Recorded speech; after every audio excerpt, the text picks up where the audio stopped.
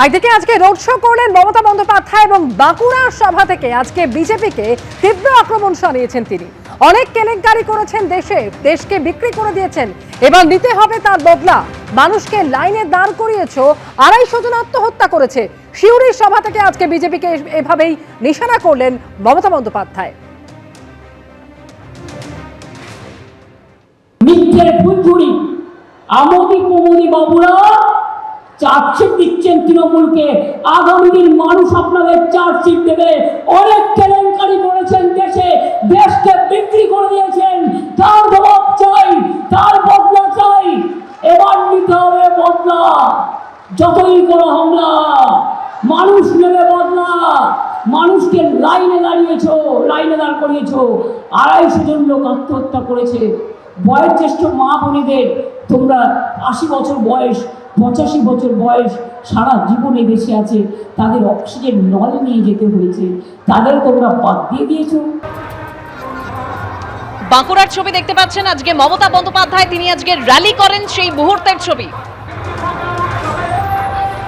অর্থাৎ প্রচার চলছে জোর কদমে, একে অপরকে এই প্রচারের মাধ্যমে আক্রমণের ঝাঁজ বাড়াচ্ছেন দুপক্ষ।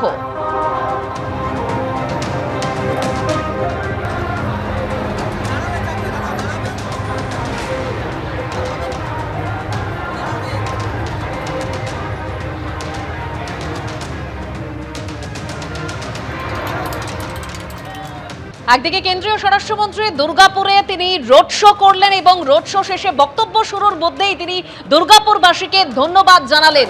দুর্গাপুরে রোড শো করলেন কেন্দ্রীয় স্বরাষ্ট্রমন্ত্রী। রাজেন্দ্র প্রসাদ অ্যাভিনিউ থেকে চণ্ডীদাস বাজার পর্যন্ত তার রোড শো। অন্যদিকে বাঁকুড়ায় আজ মিছিল করেছেন মমতা বন্দ্যোপাধ্যায়।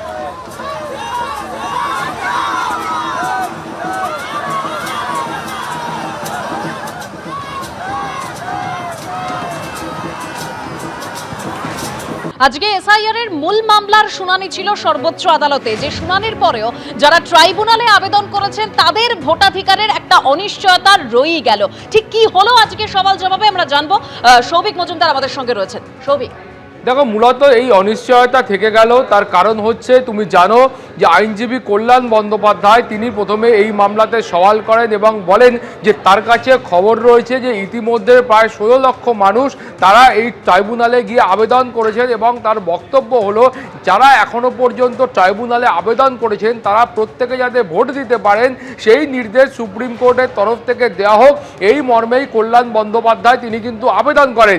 এই আবেদন যখন তিনি করছেন তারপরেই মাননীয় প্রধান বিচারপতি সূর্যকান্ত তিনি বলেন যে এ প্রশ্নই ওঠে না। তার কারণ হচ্ছে যদি এই সমস্ত মানুষকে এখানে অ্যালাউ করতে হয় বা তাদের ভোটাধিকার যদি দিতে হয়, সেক্ষেত্রে এতদিন পর্যন্ত যে ব্যক্তিদের নাম এই এসআইআর এর মাধ্যমে ভোটার লিস্টে উঠেছে তাদের প্রত্যেকের নাম বাদ দিতে হয়। এবং এরপরে তুমি জানো যে ইলেকশন কমিশন অফ ইন্ডিয়া তাদের তরফ থেকে বলা হয় যে এই যে ভোটার তালিকায় নাম ওঠা এবং নাম সংযোজন এবং বিয়োজন এটা একটা কন্টিনিউয়াস প্রসেস। ফলত এই প্রসেসের মাধ্যমে কিন্তু গোটা বছর ধরে এই প্রসেস কার্যত চলতে থাকে।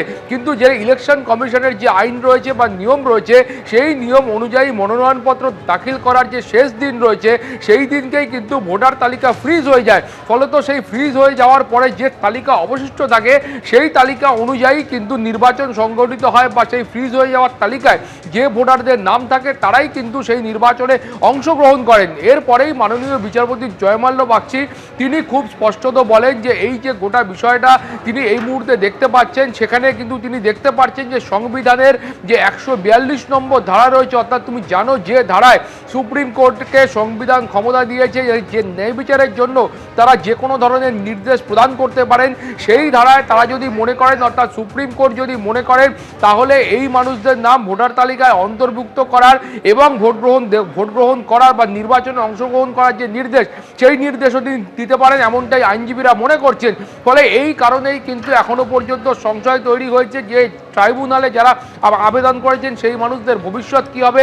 ফলে সুপ্রিম কোর্টের তরফ থেকে এখন চূড়ান্ত নির্দেশ আসলে তারপরেই কিন্তু স্পষ্ট হবে যে যারা ট্রাইব্যুনালে আবেদন করেছেন তারা আদৌ এই নির্বাচনে ভোট দিতে পারবেন কিনা। ধন্যবাদ সৌভিক। এবিপি আনন্দ, এগিয়ে থাকে, এগিয়ে রাখে।